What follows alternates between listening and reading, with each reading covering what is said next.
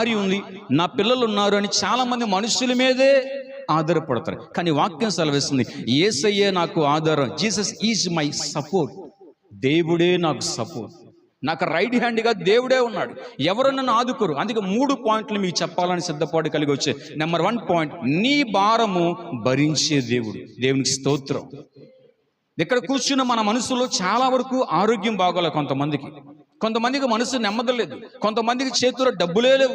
ఇంకా కొంతమందికి ఎటు చూసినా సముద్రంలో మునిగిపోయిన పొజిషన్లో మనం ఉన్నాం. కానీ వాక్యం సెలవిస్తుంది, ప్రభు స్తుతినందును గాక అనుదినము ఆయన మీ భారాన్ని లేక మన భారాన్ని తొలగించే దేవుడు. దేవుని స్తోత్రం. అందుకే మొట్టమొదటి పాయింట్, నీ భారము భరించే దేవుడు.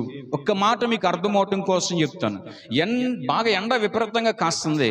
ఒక ముసలమ్మ ఎండ బాగా పొలాలన్నీ ఏరుకుంది, మోపు కట్టుకుంది. ఈరోజు సాయంత్రం ఇంటికి వెళ్ళి వంట చేసుకోవాలి అని చెప్పేసి బాగా గమనించండి. పొలాలన్నీ ఏరుకుంది, చక్కగా నడిచి వస్తూ ఉంది. ఎండ భయంకరంగా ఉంది. మీలాంటి వాడు ఎవరో ఒక ట్రాక్టర్ వేసుకొని వస్తూ ఉంటే, అరే ముసలమ్మ ఎండగా అదిరిపోతుంది, కింద చెప్పులు ఉన్నా కూడా బాగా ఎండగా ఉంది, ముసలమ్మ ఎక్కువ ట్రాక్టర్ ఎక్కని చెప్పేసి అని ముసలమ్మని ట్రాక్టర్ ఎక్కమని చెప్పని ఆ డ్రైవర్ ఆపితే, సరేనయ్యా నీకు వందనాలయ్యా అని చెప్పేసి అని సంతోషంగా ట్రాక్టర్ ఎక్కి కూర్చుంది. ఇతను పాటలు పాడుకుంటా వెళ్తా ఉండి అసలు ముసలమ్మ ఏం చేస్తుందని చెప్పని వెనక్కి తిరిగి చూస్తే ఆ ముసలమ్మ కూర్చుంది గాక ముసలమ్మ నెత్తి మీద కూడా మోపు పెట్టుకొని అలాగే కూర్చుంది.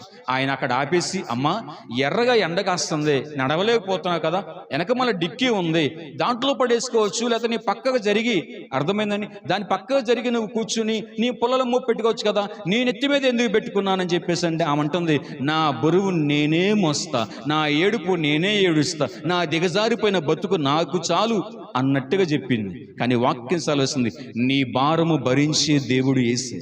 అందుకే సబ్జెక్ట్ పేరు యేసే నాకు ఆధారం. యేసయ్య నాకు ఆధారం.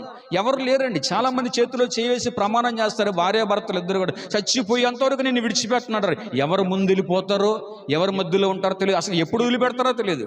కానీ యేసయ్య నీకున్న భారాన్ని, నీకున్న సమస్యని తొలగించగలిగేది దేవుడు మాత్రమే. అందుకే నీకు ఎంత భారం ఉన్నా ఆ ప్రభు మీద పెట్టండి. ఆ ప్రభు నీ భారాన్ని సులువుగా చేస్తాడు. ఇబ్బంది లేకుండా మనశ్శాంతినిచ్చేది యేసయ్య మాత్రమే. చాలా మంది మంచం మీద పొనుకున్నారు. ఇవాళ 28వ తారీఖు. ఇంకా 3-4 రోజుల్లో అత్తకి, మామకి, అంటే చీటీ పాటలు, డోకరాలు అందరికి కట్టాలి. ఇవన్నీ కట్టడానికి సరిగ్గా పని లేదు, సరైన పొజిషన్ లేదు. గమనించండి, మనుషులు తలరాత్రం మార్చేది దేవుడు మాత్రమే. నీ స్థితిని ఏదైనా చేయగలిగిన దేవుడు. ఇందాక మనం పాడాం కదా, ఏమైనా చేయగలిగిన దేవుడు. ఆయన అప్పటికప్పుడే నిన్ను ఉన్నవాడిగా చేయొచ్చు, అప్పటికప్పుడే గొప్పవాడిగా చేయొచ్చు. దేవుని స్తోత్రం.